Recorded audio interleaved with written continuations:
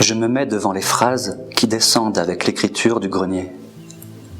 Ma copie ne suffit pas à retenir ce qui tremble. Tout est figé quand je heurte le sol. Depuis 20 ans, je marche sur des moitiés de songes, m'assieds sur des chaises sans pieds qui ne m'apportent que le vent. Je m'appuie en rampant sur les carreaux de terre cuite. La chambre rose est toujours là, avec le souvenir de nos hôtes que tes carnets gardent en secret. Figure absente des jours, les photographies glissent dans la nuit. Rompre ce qui meurt, ranger et défaire ce qui menait de la cuisine au potager, de la chambre à la porte des poules. Quelques coups de ciseaux dans l'image ont cassé le temps construit patiemment. Fragment d'une maison et d'un jardin, le tout est dans l'ombre que restitue une photographie qui n'est cadrée que sur ce qui va, s'effaçant à la pointe du jour. Je serai toujours trop loin pour te voir, même en m'approchant des fibres du bois. Tu es dans tous les angles de cette maison et dans les hautes herbes du jardin.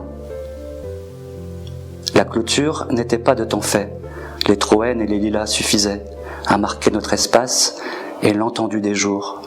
Au-delà, les bêtes pouvaient venir. En deçà, notre bouvier s'arrêtait. Au plus loin, tu soignais les montagnes du regard. Elles devaient nous accueillir à la fatigue de nos corps.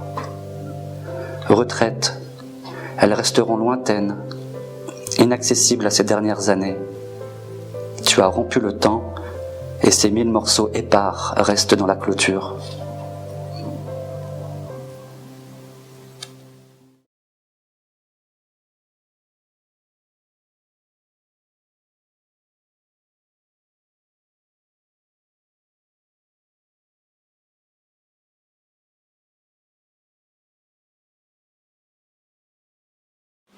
Je suis un pauvre travailleur, pas plus méchant que tous les autres. Et je suis peut-être meilleur, ô patron, que beaucoup des vôtres. Mais c'est mon métier qui veut ça. Et ce n'est pas ma faute, en somme, si j'use chaque jour mes bras à préparer la mort des hommes. Pour gagner mon pain, je fonds des canons qui tueront demain, si la guerre arrive. Que voulez-vous? Faut bien qu'on vive. Je fais des outils de trépas et des instruments à blessures, comme un tisserand fait des draps et le cordonnier des chaussures, en fredonnant une chanson où l'on aime toujours sa blonde. Mieux vaut ça qu'être un vagabond qui tend la main à tout le monde. Pour gagner mon pain, je fonds des canons qui tueront demain si la guerre arrive. Que voulez-vous? Faut bien qu'on vive. Et puis, je suis aussi de ceux qui partiront pour les frontières, lorsque rougira dans les cieux l'aurore des prochaines guerres. Là-bas, aux canons ennemis, qui seront les vôtres, mes frères, il faudra que j'expose aussi ma poitrine d'homme et de père. Pour gagner mon pain, je fonds des canons qui tueront demain si la guerre arrive. Que voulez-vous? Faut bien qu'on vive.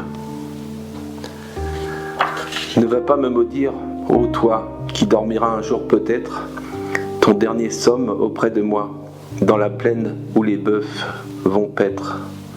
Vous dont les petits grandiront, ne me maudissez pas, ô mère, moi je ne fais que des canons, ce n'est pas moi qui les fais faire. Pour gagner mon pain, je fonds des canons, qui tueront demain si la guerre arrive. Que voulez-vous? Faut bien qu'on vive.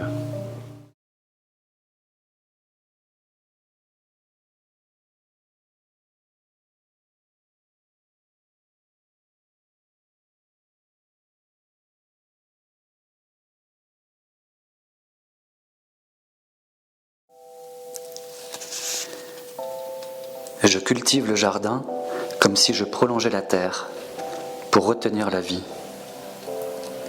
Je sais qu'en septembre, tout soleil est fragile et que les jours durent moins que nos rêves. Après ton départ, l'herbe a envahi le chemin. Le paysage s'est arrêté entre tes lèvres. Dans la haie, pourtant si vive, les lilas baissent leurs couronnes dressées à leur sommet. La pluie est en chemin. Verger, préambule des arbres qui attendent notre jugement. Dans le fond du jardin, le chèvrefeuille a dérobé le cercle de fer où j'aimais me reposer. Le lierre a raison du temps. Il ne regarde pas à la dépense, sûr de son avenir. Intransigeance, durer, ne pas succomber, penser aux dernières fleurs avant l'hiver, à la patience des colchiques. Le tilleul est là, il ne bouge pas. Il ne bougera pas malgré le vent. Pourquoi se déplacerait-il ? Il se sent bien là, dans l'entrée du jardin. Il voit toute la route en contrebas. Et tous les passants le voient, sans le voir. Il perd des branches à la fin des hivers et les remplace sans cérémonie, donnant l'impression d'une forme immuable. Chaque jour, il se transforme sans le dire. Il donne à notre regard l'illusion d'un monde stable, d'une douceur éternelle.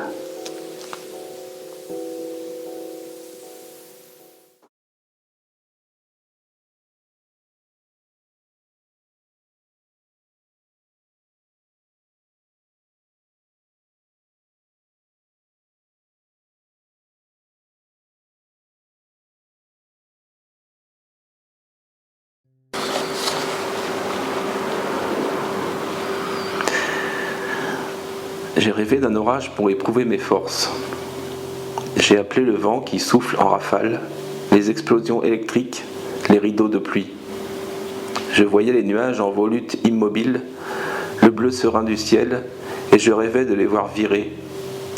Je rêvais d'être frappée et d'en sortir victorieuse. J'aime la chaleur du soleil qui s'abat, le calme magique des soirs mouillés après la pluie, la paix de la mer qui la change en une lourde étoffe où gris et noir se mêlent. Mais pendant tout ce temps, j'ai faim de déferlante, cinglant la terre indomptée où je vis, faim des cris de l'air sauvage que j'habite.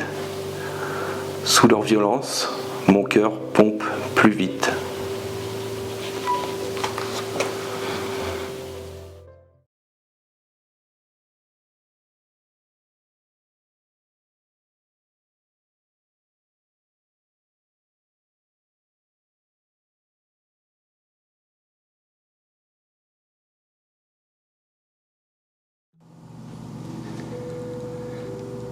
On connaît toujours trop les causes de sa peine, mais on cherche parfois celle de son plaisir.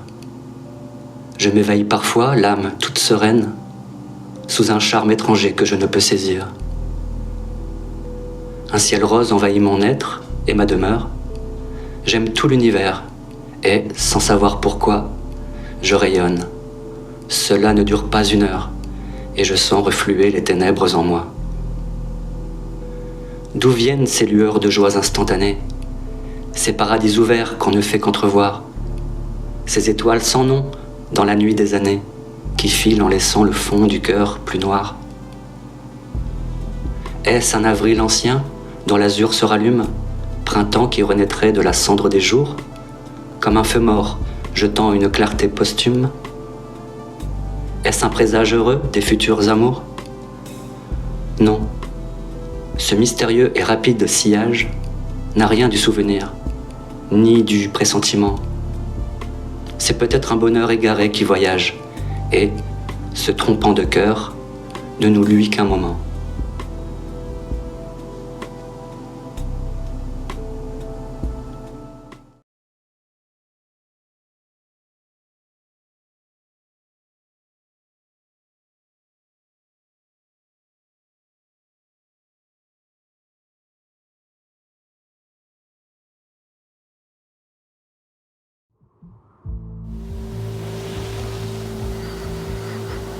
Puisque la poussière nous attend et que nous sommes les figurants de nos gestes morts, puisque la terre accuse le ciel de déserter l'empathie chaque fois qu'un trottoir est promis aux déplacés, puisque le soleil est le fossile du feu et nos autodafés la mémoire de nos vestiges, puisque le langage fait le furoncle de la pensée et nos squelettes la moitié de l'amour, puisque nos territoires sont nos féminités et que le sable commémore le baiser, puisque nos chants sont des prouesses absurdes et nos chaussures confisquées.